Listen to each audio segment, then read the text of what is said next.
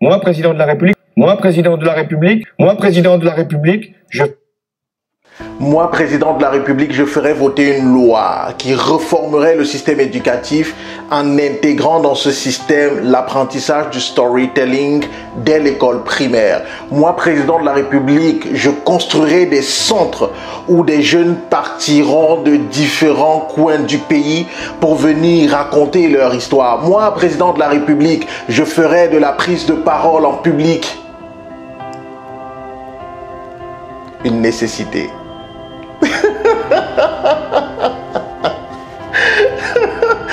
Il y a une chose qu'on ne peut pas vous enlever, c'est le rêve. J'ai le droit de rêver.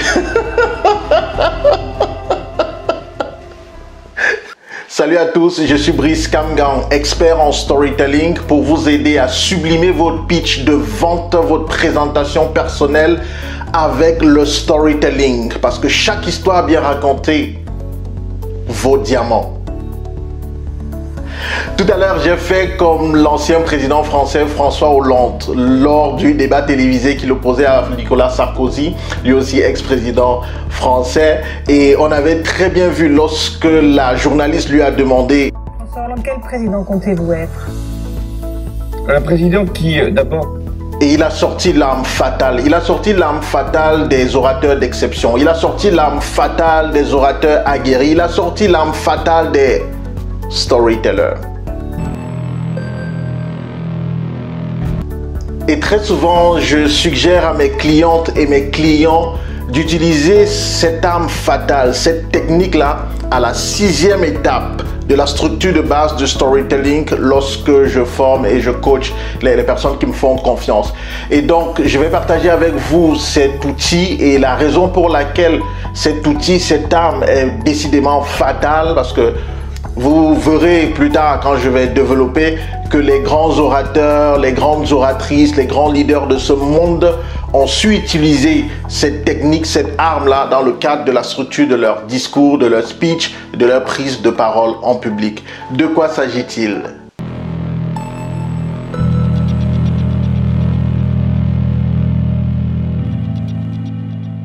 Moi, président de la République, je n'aurai pas la peau. C'est ça, cette arme fatale, l'anaphore. L'anaphore est l'arme fatale qu'il faut savoir utiliser, il faut savoir manipuler lorsqu'on prononce un discours, lorsqu'on prend la parole pour inspirer, pour se vendre, pour motiver, etc. L'anaphore, c'est quoi? L'anaphore, c'est simplement une figure de style qui consiste à répéter en début de phrase un même mot ou un même groupe de mots. Elle a plusieurs fonctions, je vais vous en donner 3 aujourd'hui dans le cadre de cette vidéo. La première fonction de l'anaphore consiste à cristalliser l'attention de l'audience sur un point spécifique, bien précis et ciblé. On n'utilise pas l'anaphore par hasard, c'est très puissant. Donc ça, c'est la première raison. La deuxième fonction, c'est que l'anaphore permet d'amplifier une idée et la fixer dans la psychologie de l'audience à travers un procédé psychologique qui est simple, qui s'appelle la suggestion. François Hollande, il dit « Moi, président de la République, moi, président de la République, moi, président de la République. » C'est pas un hasard. Enfin, la troisième fonction que je vais partager avec vous aujourd'hui, c'est l'effet de validation. L'effet de validation est un effet psychologique qui veut que lorsqu'un élément est répété plusieurs fois, l'audience finit par accepter cet élément comme étant la vérité, comme étant ce qui est. Et l'effet de validation ici est la conséquence de la deuxième fonction que je donnais tout à l'heure, à savoir le fait qu'on suggère positivement quelque chose à l'audience. L'effet de validation, il naît de ce que quand François Hollande répète plusieurs fois, ici il a répété 15 fois, moi président de la République, moi président de la République, à force de répéter ça, qu'est-ce qui se passe? C'est que les Françaises et les Français finissent par accepter que François Hollande est président de la République. Il ne dit pas moi si je suis président de la République, moi si je suis président, non, il dit moi président de la République. Et ça crée cet effet de validation. L'effet de validation vient aussi d'une étude qui avait révélé que des gens avaient été mis dans une salle, on leur a présenté deux éléments, vrai et faux. Ils ont tous découvert ce qui était faux et ils ont différencié de ce qui était vrai. Plus tard, on leur a montré le faux comme étant vrai. On a répété plusieurs fois et ils sont revenus après pour refaire le test et ça avait eu un impact significatif sur eux parce que finalement, la majorité qui avait trouvé la bonne réponse a inversé simplement parce qu'on a aussi inversé et on a répété cet élément. On a répété ce qui était faux plusieurs fois. On dit aussi qu'en matière de publicité, l'effet de validation est très souvent utilisé parce qu'on répète la même chose, on nous répète ça tout le temps et on finit par accepter que c'est ce qui est vrai. Donc l'anaphore est un puissant outil à utiliser. On se souvient encore d'un des célèbres discours, l'un des discours les plus célèbres du monde d'ailleurs, de Martin Luther King. I have a dream.